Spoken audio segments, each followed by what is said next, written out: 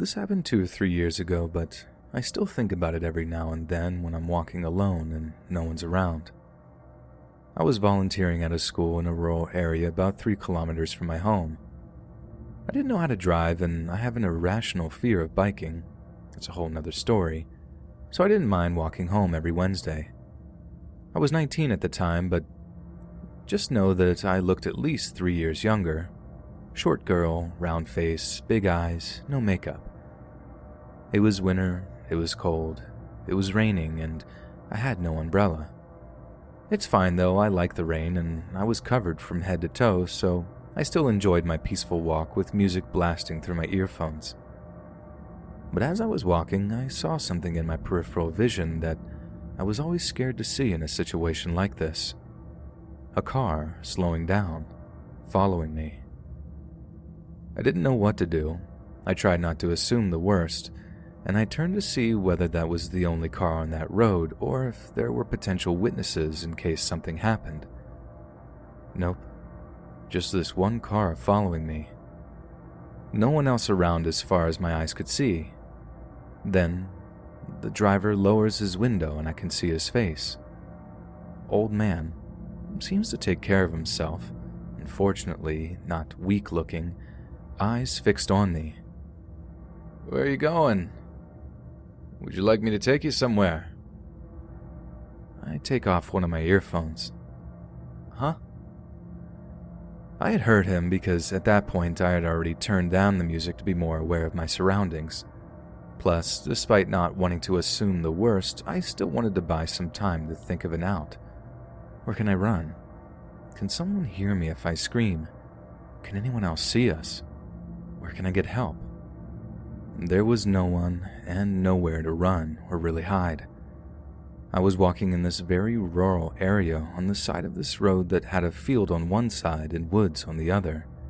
There was just one abandoned house up ahead. So I tried to reason with myself. This man is probably just concerned that I am visibly walking a long distance, right? "Oh, no thanks, I'm fine. I like walking." "Oh, no, I don't care about that. I just want you to get in the car." "What?" Maybe he's concerned because it's raining and I don't have an umbrella?" No thanks. I know it's raining, but I like the rain, so I'm okay." "No, I don't care. I just want you to get in the car. I'll drive you to where you need to go." Really? I'm giving this potential kidnapper 2 excuses and he doesn't take them. His intentions are becoming clearer and clearer. I can't ignore this anymore, and he never breaks eye contact. Like he's analyzing my every move and reaction. I'm starting to notice that his smile is starting to become more sinister too. Is it just my fear tricking me? This whole time I'm trying to look as friendly and naive as possible, because I don't want him to realize that he can't trick me into getting into his car, and his only choice would be to use force. Remember, no one can hear me if I scream. "Listen, I just want to talk to you. Can I?" Well, okay. What is it?" No, I mean, I want to talk to you properly. Get in the car, I just want to talk to you." That's the only moment when he breaks eye contact, and it's to slowly look at me from head to toe. "Well, you know what?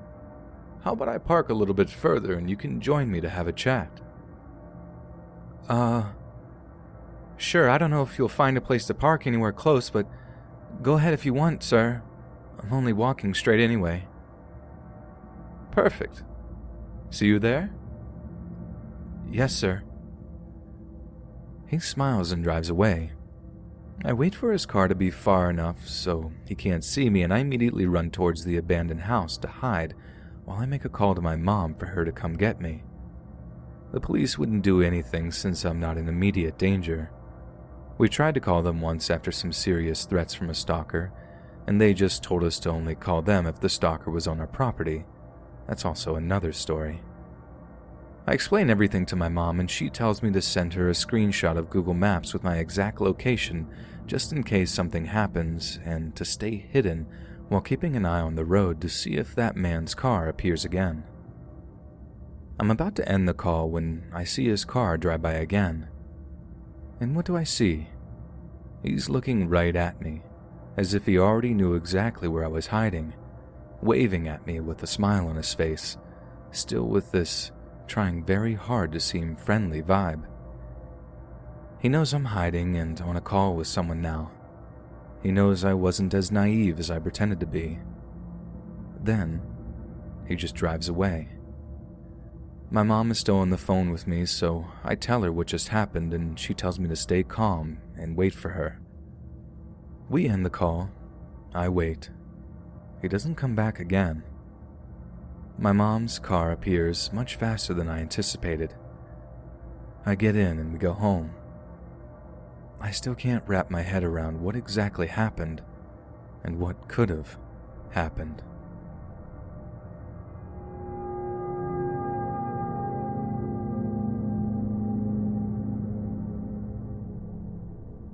My name is Richard, and I have a 5-year-old son, Mark.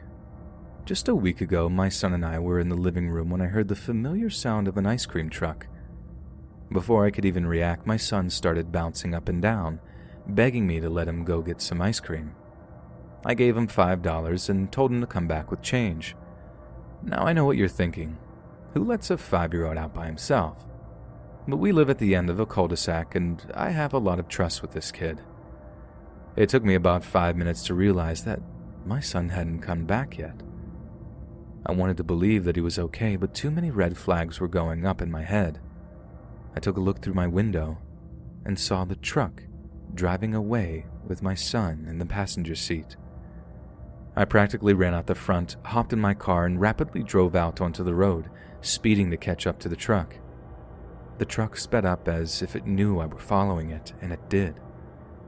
I looked at the side mirror of the truck to see a scruffy-looking man who in no way resembled an ice cream guy. He gave me a crazed smile, flipped me off, and continued to drive. He tried to lose me, but I wouldn't let up. Then something unexpected happened. The truck stopped, the passenger door opened, and I saw my son get pushed out the door and onto the floor. Then the truck drove down the street, rounded the corner, and out of sight. I asked my son what happened, and he said that a man rolled down his window and said he could take him to his warehouse filled with ice cream for free. When the man saw he couldn't lose me, he stopped, demanded my son open the door, and then violently shoved him out. If you thought the story ended here, it doesn't. 2 days later, at about 12 p.m., I was up late working when I heard a noise coming from my office window. I got closer and got a chill up my spine when the sound turned out to be the song of an ice cream truck, and then I heard someone yell, "F you." The song stopped, and I didn't hear anything from then on.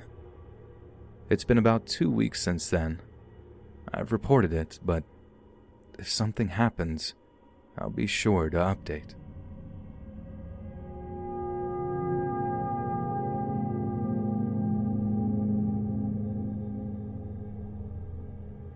This happened in the summer of 2010, when I was just entering my teenage years. My family took a trip to a really nice hotel in the city. I can't really remember why we decided to take the trip, but I remember a lot of family, friends, coming with and staying in adjacent rooms. I'd never asked my parents, and it's not really important to the story. Now to preface, I'm a bit of a scaredy cat and always have been. I'm a pretty skinny, fragile kid, so I get spooked pretty easily, even now. This, however, was almost definitely not me freaking myself out like I normally did.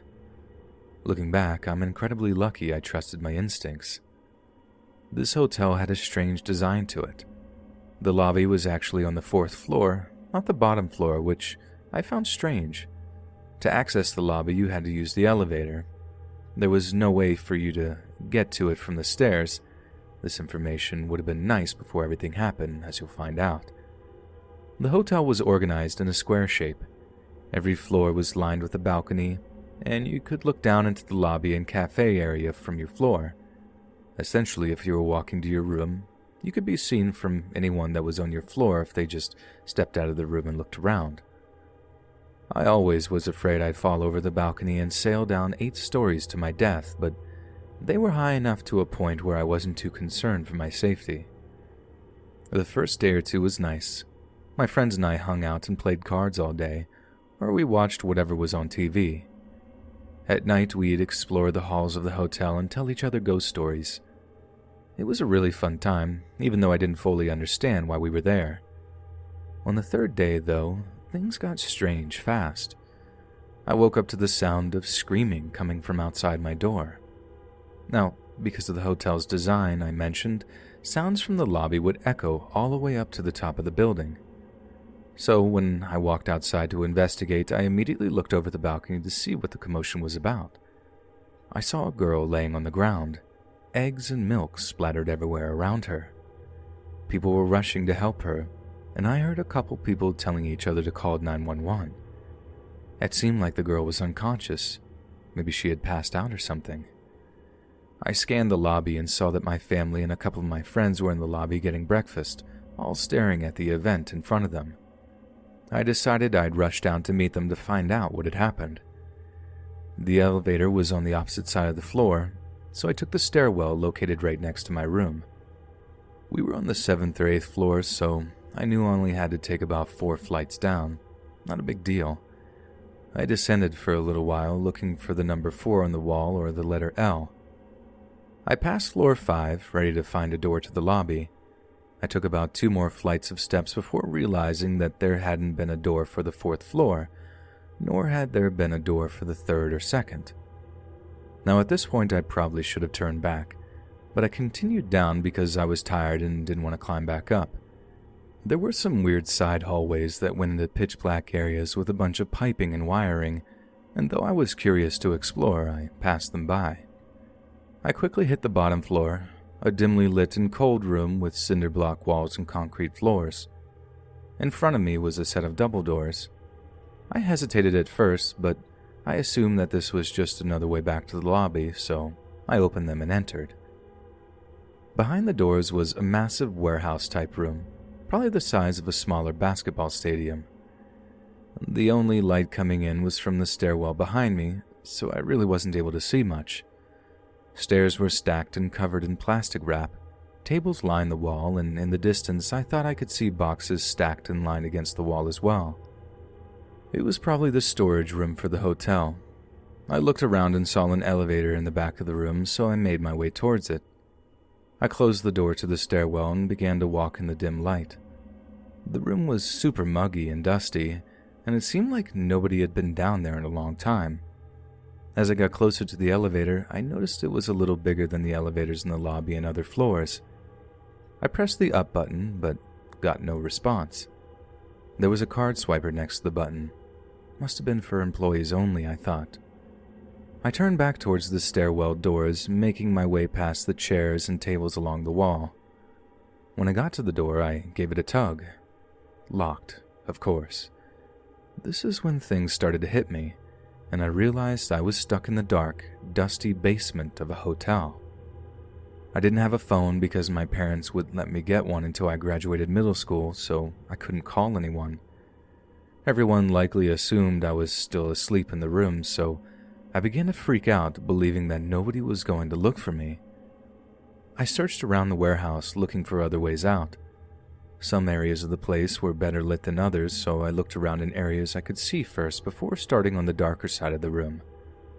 There was one other set of doors that I found, but it happened to be locked as well. I began to cry, scared that nobody would ever find me in this basement.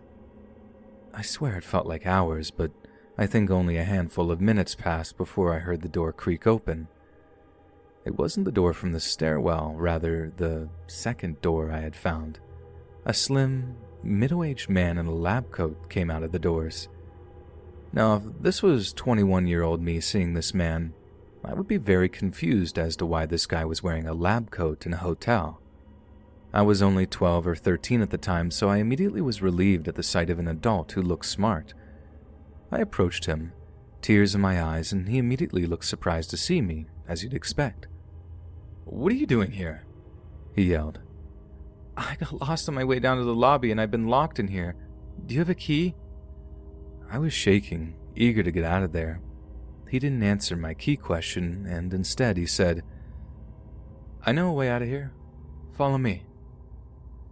He began to walk towards the doors with the stairwell, and I followed, relieved that someone had finally come to save me. We approached the doors and I began to reach for the handle, but he continued walking. "Isn't it right here?" I asked him. I will never forget the look on his face when I said that. He looked nervous, and though it was dim, I could see sweat glistening from his forehead and behind his glasses. "No, this way," he had said sternly. I continued to follow him, but I was now nervous myself. We had passed the door to the stairs and were now headed towards a darker side of the basement, away from the elevators. He looked like he had no clue where he was leading me, as he kept checking around him, almost as if he was taking in his surroundings for the first time. He turned a corner and began walking towards the boxes, a dead end. I immediately froze, realizing that something was very, very wrong. This guy had no idea where he was going, nor did he appear to work at the hotel. I said, my voice shaking, "Okay, where are we going?" He turned and said, "This way. Just follow me." I knew that there were no doors by those boxes. I checked there first, and I found out the stairwell door was locked. I want to thank whatever God is up there for gifting me with the idea I had next. I started yelling, as loud as I could. I yelled so loud I gave myself a headache. The man, irritated and plugging his ears, began yelling back at me, "What are you doing? Be quiet!" I continued to yell. I don't even remember how long I was yelling. Finally, the man snapped and began quickly walking towards me. I went in a full sprint towards the stairwell doors, hoping to God that they'd somehow be magically open. He didn't run after me. He walked sternly behind me, muttering things like, "Stupid little kid," and other kind compliments. I was about 5 feet from the door when somebody burst through. My savior, a hotel janitor who had heard the screams from the stairwell. He saw the situation, me and some random guy in a lab coat in a locked basement, and immediately told me to get behind him. The janitor asked me who the man was. I said I had no idea, and that he had come in through the door on the other side of the room, and I pointed to the door. The janitor quickly radioed into the desk that he had found a child in the basement, and quietly, so I couldn't hear, he said, "This man came from outside. Get security," or something like that. The man in the lab coat started trying to argue with the janitor, claiming that he simply was looking for a bathroom. The janitor clearly wasn't buying it and kept saying things like, "Wait till security gets here and talk to them about it." I was standing beside him the whole time, trying to take in what was happening, confused out of my mind. Eventually, an employee from the front desk arrived and took me back up the steps to the lobby, where I met with my family, who surprisingly had no idea I was missing.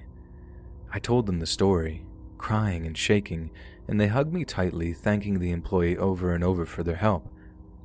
I never got to thank that janitor, though. Looking back now, I had absolutely no clue what that man was doing in the basement. I don't have any information as to what happened afterwards or who he was. I know for a fact that the incident with the girl in the lobby was unrelated. Something about low blood sugar, I guess. Not sure. I've thought about that day a lot, and the only explanation I can put together is that the door I had found in the basement led to the streets of the city, where he must have wandered in from. I have no clue what his intentions were, why he was wearing a lab coat, or why he chose to pretend to know a way out. To be frank, this could have just been a huge misunderstanding of some sort, and I just chose a really bad time to get lost. But all I know for sure is that if I hadn't screamed my lungs out, I might not have been telling this story the same way, or at all.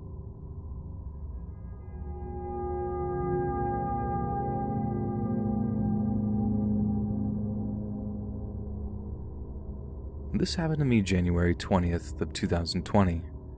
I was on the way to work and was waiting for the light to turn green at an intersection so I could turn left. I was minding my own business and worried that I'd be late to work.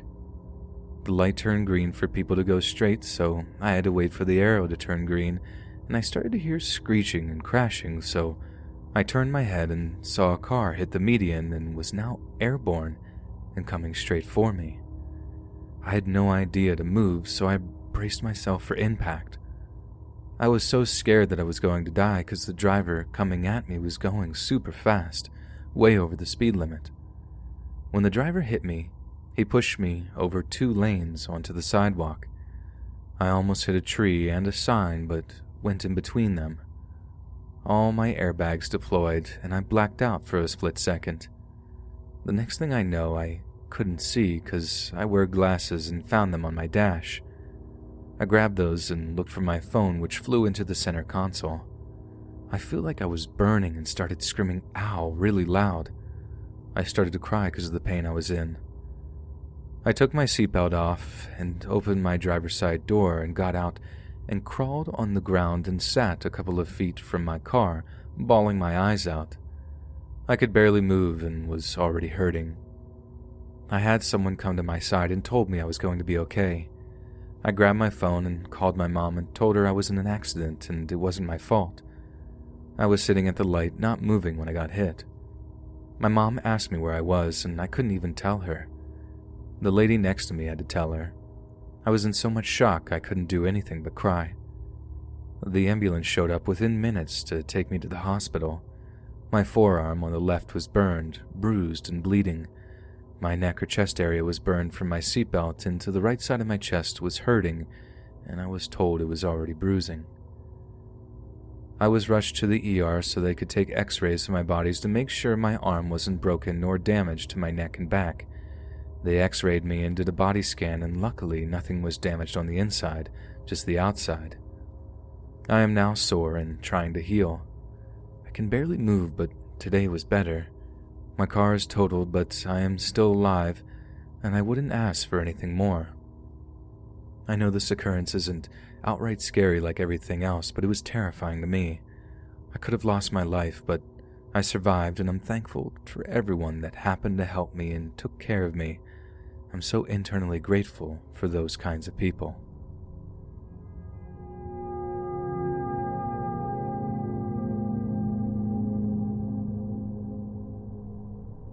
The first year of middle school, a lot of things happened that I believe really shouldn't have. About a month before school started, a day before my birthday, I got my period for the first time. I know, sorry for the TMI, but it's important to the story. I had called my friend a few days afterwards to tell her. I was a bit of an early bloomer, so I was one of the first in my friend group to start. Well, later on, this particular friend of mine and I got into a fight, and her retaliation was to start a rumor about me around the school that I was pregnant and had become so from a high schooler. Throughout the day, I noticed people giving me weird looks, and I had no idea what it was about until my friends told me. I came home bawling my eyes out, and my sister knew why.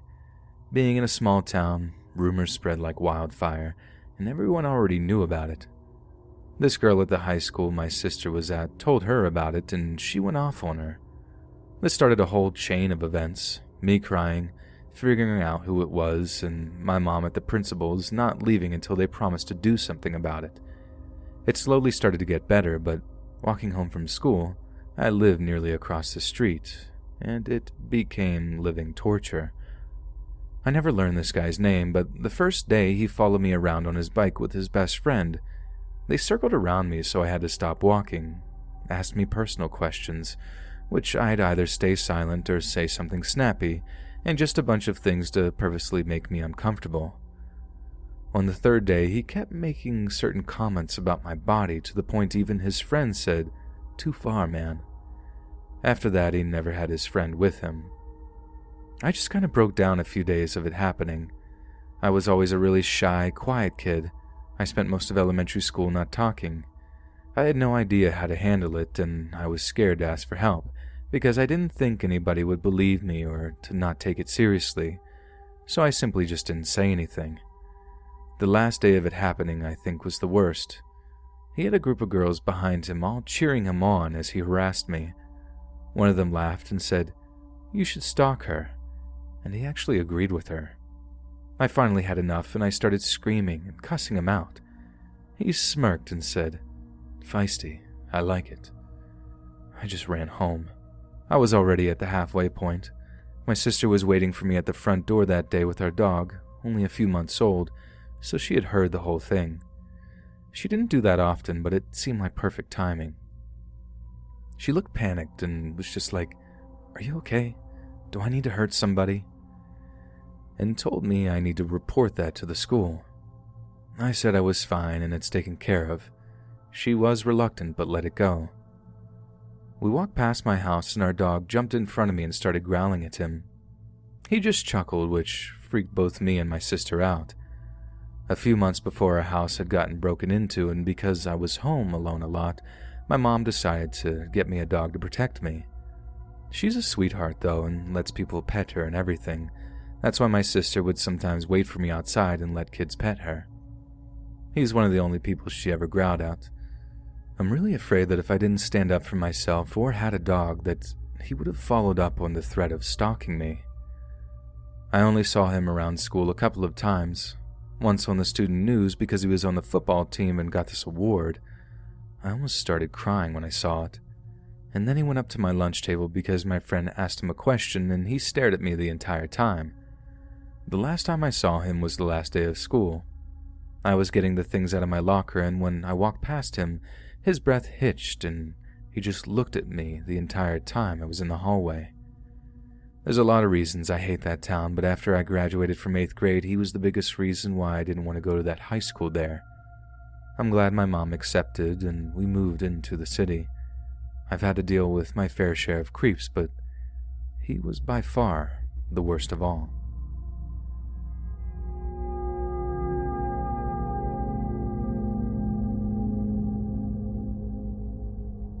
So this was something that happened my freshman year of college. Being new to a campus that I didn't have many friends on, I began seeking out some cool people to hang out with as I had long breaks between my classes. I quickly found myself spending time with a large group of girls from a math class. We began spending time in the lounge area of my campus and made some friends through there too. To give an idea, it was a relatively smaller campus with only a few buildings, and the lounge area was quite a small room with some pool tables and seats. As the semester went on, we began making it a regular ordeal to all go to lunch or coffee at least once a week. Our lunch group quickly went from 5 people to nearly 20.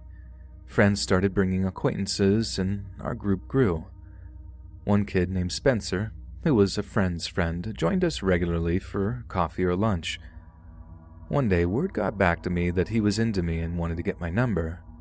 I nicely told my friend that I wasn't interested and that I had a boyfriend, which was a lie.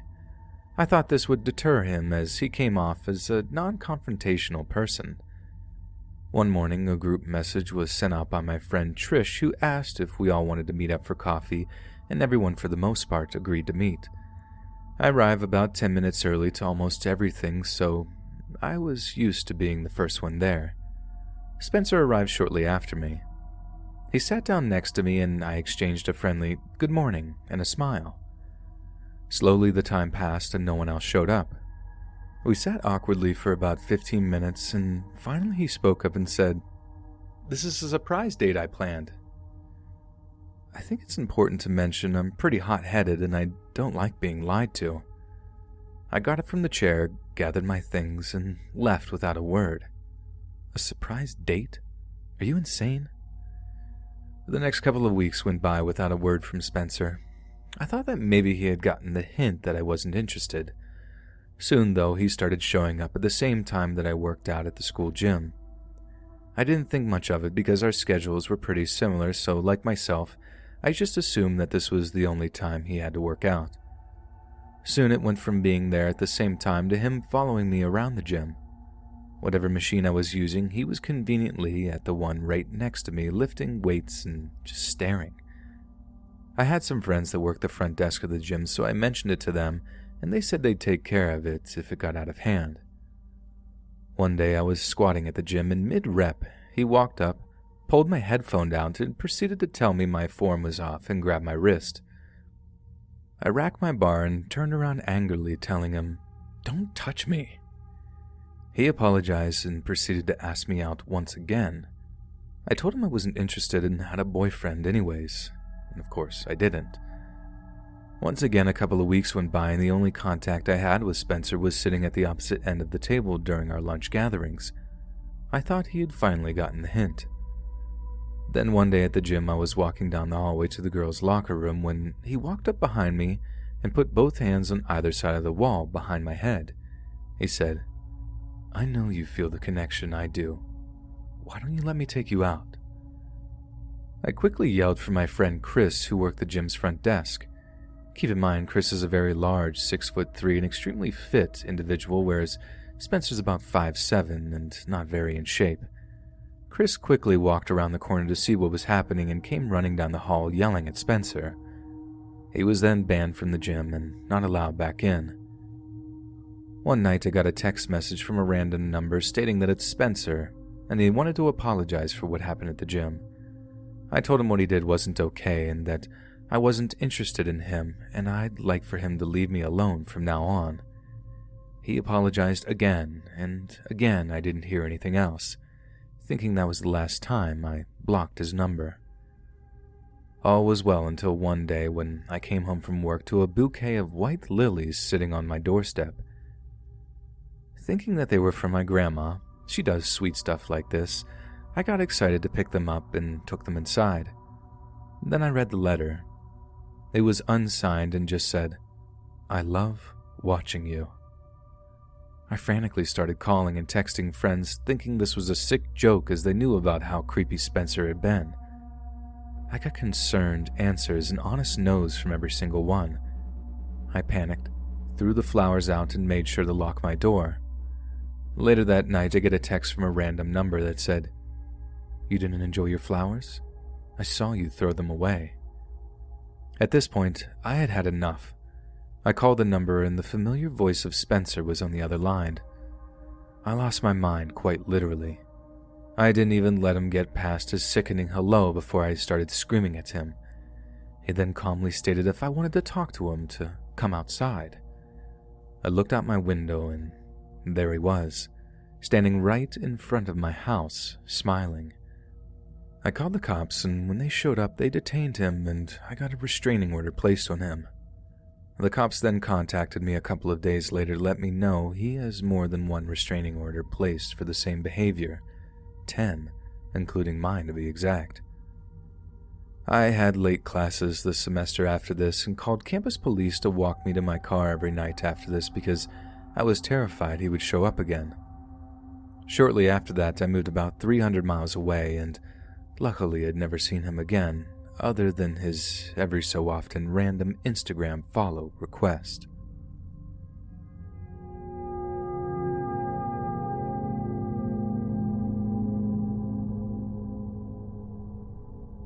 Ever since I was a child, I've always been told to be careful around people.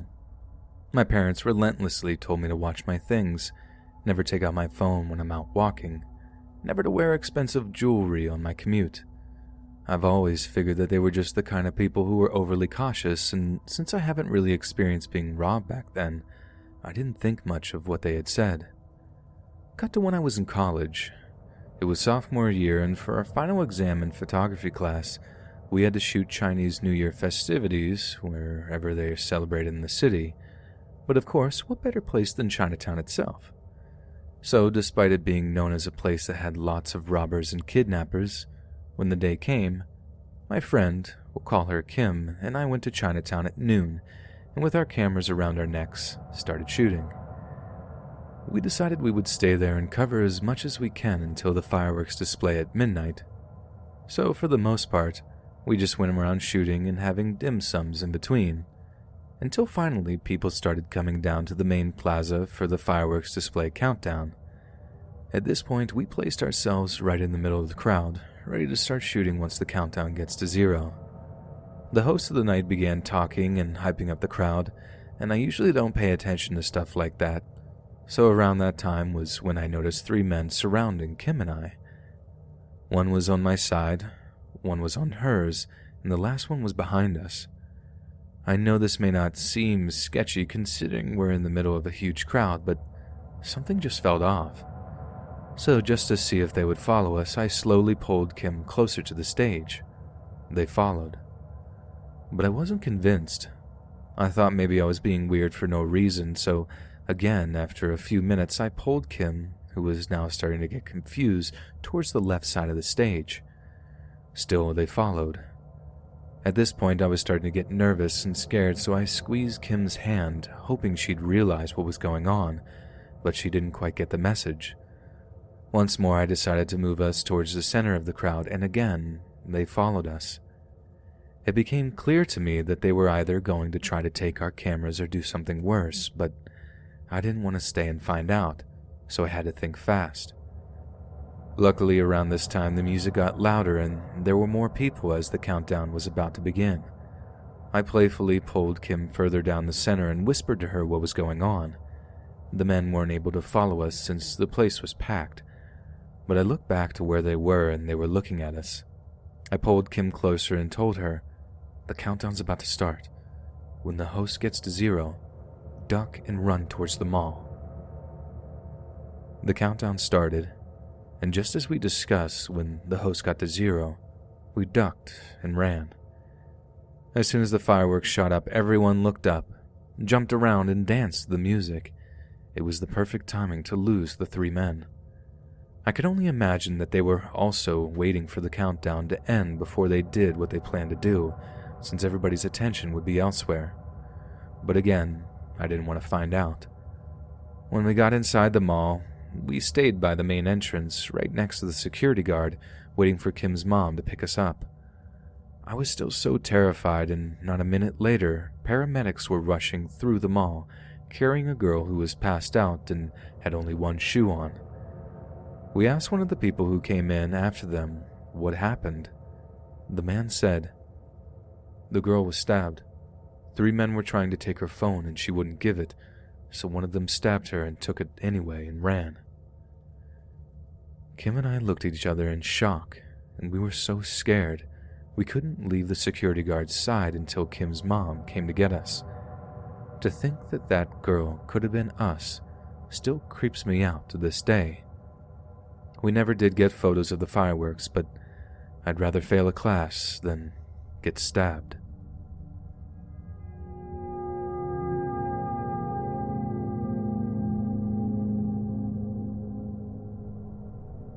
I met this guy online when I was 16 through mutual friends telling me about him and how he liked me. I decided to add him and see if he was true to his word, if he actually liked me or not. It was quite weird because he accepted my friend request within seconds and sent a message just saying hey straight away. A few days go on and I decided I want to meet up with this guy. Let's call him Chris for anonymity. We met up at a shopping center close to both of us in County Meath in Ireland. We got on great and met up multiple times after that. One night he asked me to his house and I agreed. When I arrived, I almost died. His mother was snorting coke, his brother was growing marijuana, and it just smelt like burnt oil in the whole house. We went up to his room and he asked some of his friends over. They seemed pretty genuine and nice. Now a few months passed and it was coming up to Chris's birthday, so I decided to have a surprise party for him. This is when it all started to get weird. We did the whole surprise thing and he ran up to his room. We heard a huge bang and screaming. He threw a mini fridge down the stairs at me and said if I'd do something like that again, he was going to kill me. I was shocked. Everyone left and we headed to bed. I noticed smaller things happening as the weeks went by. He told me what to wear, what to eat, and when to speak. I had enough of this, so I decided to go break up with him. We met at the bus stop and it leads to a small alleyway. I told him that I didn't think we would be good for each other, etc., etc., and he became livid. He punched, kicked, and smacked me multiple times. I fell to the ground and he picked me up by my collar and pinned me against the wall and smashed a bottle and cut my neck. He smiled as he did it. Luckily, the lady from the adult shop in the alley saw everything and called the police. By the time the police got there, he ran and checked himself into a psychiatric ward so he wouldn't be arrested for his actions. To this day, it still haunts me. I'm 23 now with a son and a new boyfriend, but sometimes I still get scared that I will see him and he would actually try to finish the job.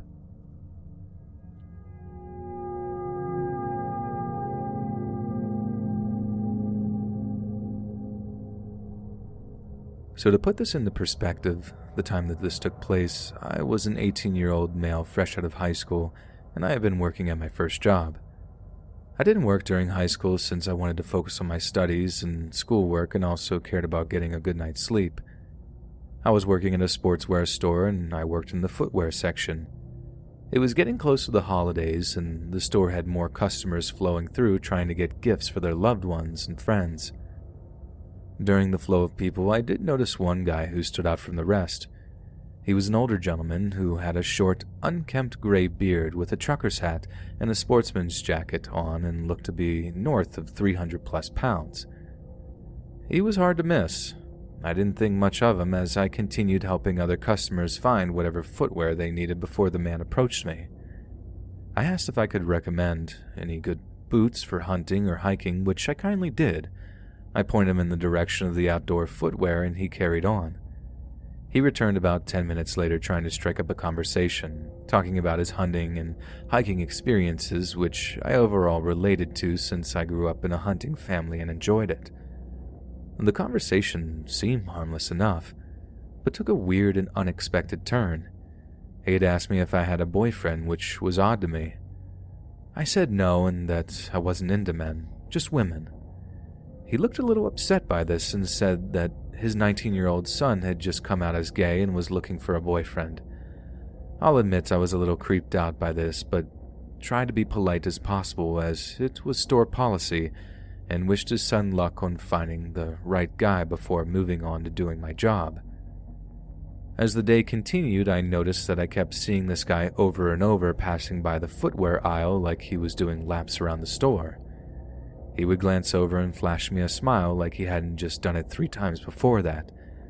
Soon the day came to an end and I made my way towards my truck in the parking lot. It was around 6 in the afternoon and with it being winter meant it was already pretty much dark out. Thankfully, the parking lot was well lit, which made the walks to my truck a little more comfortable. The next morning, as I was doing my own thing in the footwear section, I noticed again that I saw the man from yesterday enter the store and almost immediately make his way to the footwear section. He greeted me and asked what I could do for him. He didn't seem at all interested in buying any sort of footwear though, and just started talking about his life and such. He said that he had gotten divorced from his wife a few years ago and his son had been living with him. After a little while, once again asked me questions like, "Have you ever thought about getting together with a guy?" Or, "Have you ever been attracted to any sort of guy?" I kindly but almost assertively stated that I had never been into guys and am happy being straight. I even lied saying that I had a girlfriend, hoping he wouldn't ask me any more questions. What he did next, though, shocked me. He grabbed onto both of my shoulders and said that I need to explore and get out there more. The life is short and I need to try new things. I immediately felt uncomfortable by this and got him to let go of my shoulders. I said goodbye to him and went to do literally anything to get away from the guy. He just walked away without saying anything. All throughout the day, I kept noticing him, whether it was from an aisle or two over, just staring at me. When I caught his gaze, he would immediately turn away. I got bad vibes from this guy and just tried to avoid him. The rest of the day went smoothly, occasionally seeing the man, but overall just focusing on my job at hand. Soon it came to that time that I got to go home. I had stopped by the bathroom real quick as it was a 30-minute drive home and I didn't feel like holding it the whole time. I situated myself at the urinal when I heard the bathroom door open. Being that it was late, it was only me and the unknown person who were in the bathroom. As I stayed focused on myself, I did notice that the footsteps of the man stopped abruptly nearby to me as if waiting for his turn at the urinal. There were multiple urinals, which was odd. Once I was finished, I turned around and was greeted by the man from earlier, just staring at me, not moving or making any noise, literally just staring. I was immediately creeped out by this and made my way out of the bathroom, not washing my hands, not wanting to be in the same room with this weirdo. As I made my way to the bathroom door, the man made no attempt to use the urinal or anything, just stood there staring at me as I made my way out. I did walk up to the manager and told him about the creepy man. Wanting to be on the safe side, I asked if he could walk with me to my truck as I had no clue what this guy's intentions truly were.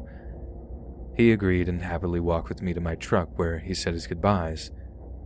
And that was it. I never saw that man again. He never came back to the store or anything. Just stopped coming altogether. I still work at the store, but have been placed in a new area of the store working in the apparel area. I haven't seen him since, and I'm glad. And I hope I never see that creep again.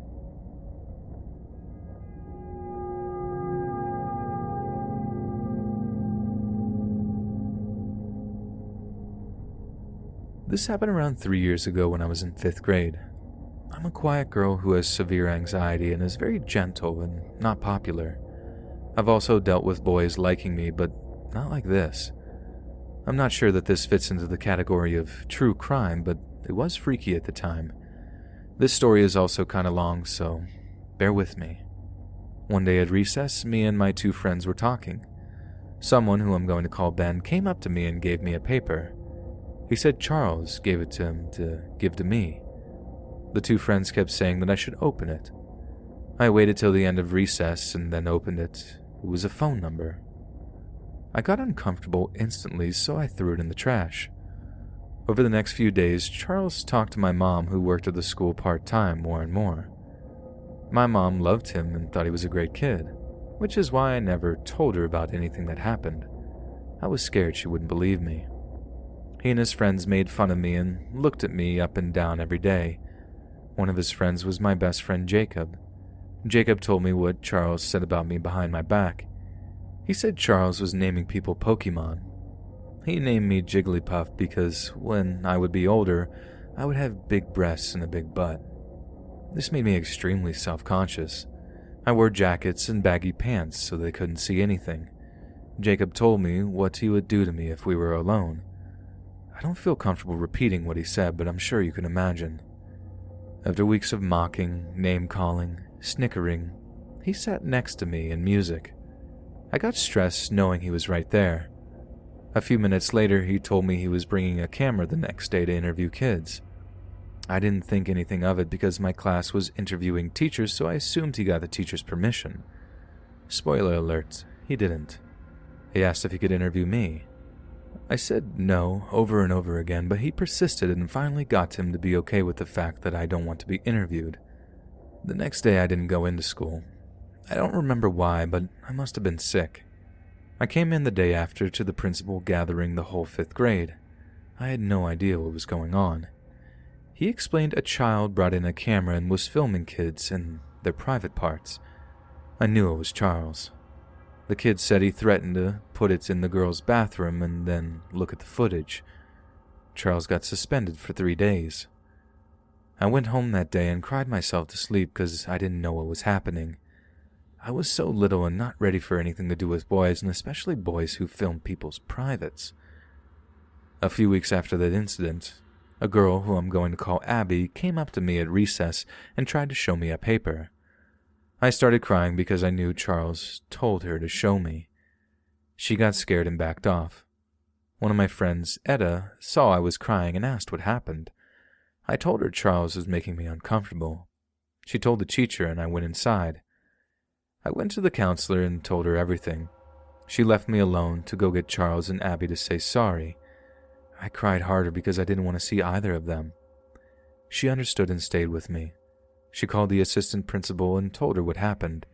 She got Charles and Abby and talked to them in a separate room. She told me Charles wrote a poem for me. The paper was all torn up and I never got to see what was on it. At that point, I called my mom and she picked me up.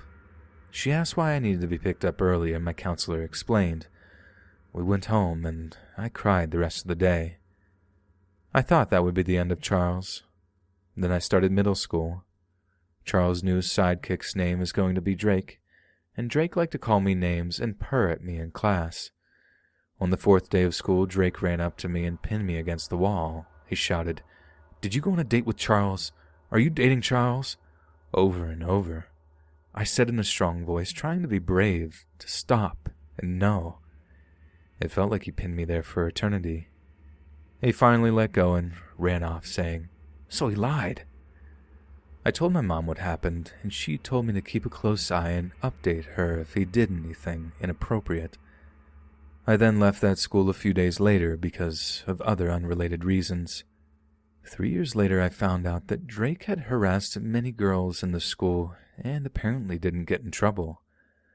I now go to a different school and sometimes keep in touch with friends, but I can't help but cry every time I find out someone has a crush on me because I get flashbacks to back then.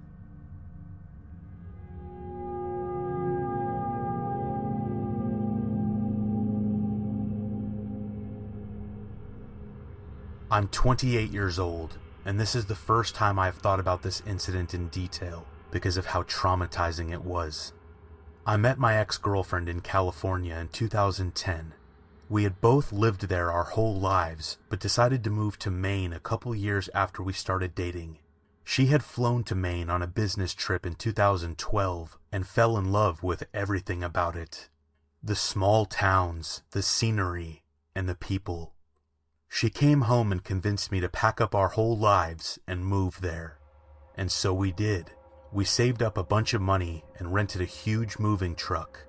The plan was for me to drive the moving truck across the country while she stayed behind 3 days to finish her classes at the local community college, which were due to end at that time.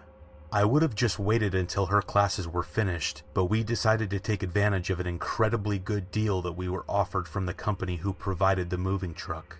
She had a car that she had to drive there anyways, while I towed my car behind the moving truck. My brother came with me on the trip, helping me drive.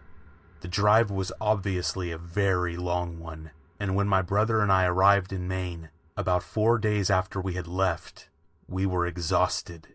After unloading the truck and sleeping for about 16 hours, we decided to visit the small town of Belfast, which was about 14 miles away from my new house. We ate some seafood at a little family-owned joint, rented a scary movie, and made the drive back to the house. My new house was literally in the middle of nowhere. During the day, the view of the lake in my backyard was amazing. The woods surrounding my house were awesome, and everything was really beautiful. At night, it was a different story. The house was incredibly creepy to be in. The whole house was surrounded with windows. You could not see anything looking out those windows at night, but I'm sure that if you were standing outside, you could quite easily see in. My brother had a flight booked back to California the following day, and we woke up very early in the morning to drive to Portland, where the airport was. I eventually made it back alone and wasn't able to make any phone calls or watch any cable TV because we had no service out there yet and no cable or internet hooked up. My cell phone did not work anywhere on that property. The only thing I had was a box of DVDs. That was it. When I made it back, I decided to try out my new fishing pole that we had bought in town. I wasn't out at the lake very long, as it started to get dark in Maine very fast in the fall. I went back to the house and sat in the living room in the chair, looking out the windows at the scenery. My view was getting darker and darker. I turned on all the lights in the house and quickly became creeped out when it became pitch black outside. Imagine being in the middle of the forest in the middle of nowhere at night and looking around. You could not see your own hand if you held it right in front of your face. And when I say it was pitch black, I mean you can't see anything. We hadn't hung up any curtains or blinds yet, and I had the extremely uneasy feeling that somebody was outside the house, watching me go from room to room. I decided to hang up sheets over all the windows using thumbtacks. I sat on the couch in the living room and put in a funny movie to try and shake the unnerving feeling that I had. It did not work. I eventually realized I had to try to get some sleep, and my eyelids were becoming sore. I was getting very tired. I covered myself with blankets on the couch and turned off the TV.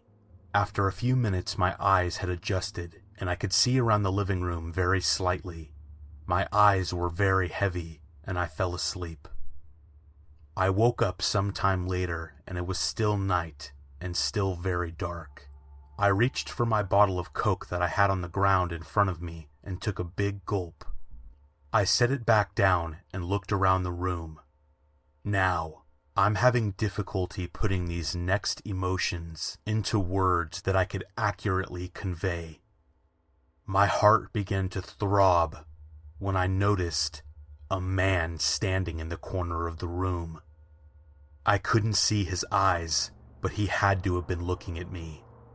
I did nothing and said nothing, and not by choice, but because I couldn't. I was frozen.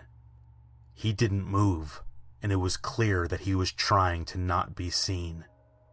After a few moments, I did my best to think rationally and logically. I'm not sure that he knew that I had seen him. I had a blanket over me, which might have shrouded my face, in which he wouldn't be able to see my eyes. After about a minute of gut-wrenching fear, I somehow decided to do something, and it was the hardest thing that I've ever done. I forced myself to cough. I did it while getting up, in an effort to give him the impression that I didn't know that he was there. I slowly made it to my feet and walked across the icy cold wood flooring to the bathroom around the corner of the living room. He didn't move. I made it into the bathroom and nothing happened. I closed the bathroom door and slowly turned the lock to the upright position. Tears went down my face as I backed up into the bathtub behind me. I was staring at the door. I suddenly realized there was a small window up above the bathtub that I could most likely crawl through. I moved the shower curtain as silently as I could and reached up to the window lock. I unlocked it and tried sliding the window open to the left. The window began to squeak when I pulled it open, and I froze, hoping that the man didn't hear it. A couple seconds later, I heard a tapping on the bathroom door. It wasn't a knock, but a tap, and it didn't sound like the tap of a finger. It sounded like metal, like he was tapping a knife against the door. At this point, I made the realization that the man either knew what I was doing or simply wanted me to know that he was outside the door. Adrenaline took over completely, and I slid the window open and pushed the screen out onto the ground. I tried not to exert any noise as I jumped up and began squeezing my body through the small window. My head and upper body were out, and I could not see inside the bathroom anymore, only the dense, dark woods in front of me. I was pulling my legs through the window when I suddenly felt the man grab my foot. Directly after that, before I could even react, I felt my ankle be sliced open. I let out a noise of shock and surprise as I pulled out of his grasp and fell to the ground. I started heaving and felt as if my heart would explode. I stood up and looked around. I very quickly dashed out into the woods and fell to the ground, looking back at the house and the window to the bathroom. I felt my ankle, which was throbbing from pain, and brought my hand up to reveal it covered in slick blood. The deathly serious situation I was in became real and horrifying. I looked back at the house and suddenly saw the back door fly open.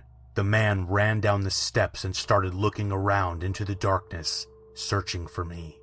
I became a statue on the ground and tried to control my breathing. He had a huge knife in his hand and was wearing all black. He was walking into the woods, but not near where I was laying. He was grunting, and soon after, I lost sight of him. I started frantically looking around, thinking that at any moment he would spot me and stab me to death. I saw nothing but trees and darkness. There was a bit of snow on the ground from a couple days before, and I was freezing and shaking at this point uncontrollably. About 10 minutes later, I saw the man walk out of the trees from where he entered and went back inside the house. I laid out there the rest of the night, and luckily, the sun started to rise only about an hour later. After the sun fully illuminated my surroundings, I felt as though the man had probably left, and I felt ready to move. I made it to my feet and walked around the house to the front. I saw that the front door was left wide open. I slowly approached it and looked inside. Nothing. I walked in a few steps and grabbed my car keys that were hanging on a hook by the front door. I ran back to my car and unlocked it, got inside, and started the engine. I backed out of the long driveway and drove to the little general store a few miles from my house. And this is where the story ends.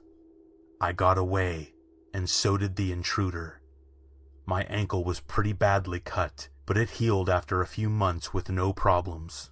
I suffered minor pneumonia from being outside for the time that I had, but nothing too serious became of it. This incident has made sleep very difficult for me, but writing this has oddly enough made me somewhat drowsy. I think maybe I'll try to go to sleep right now.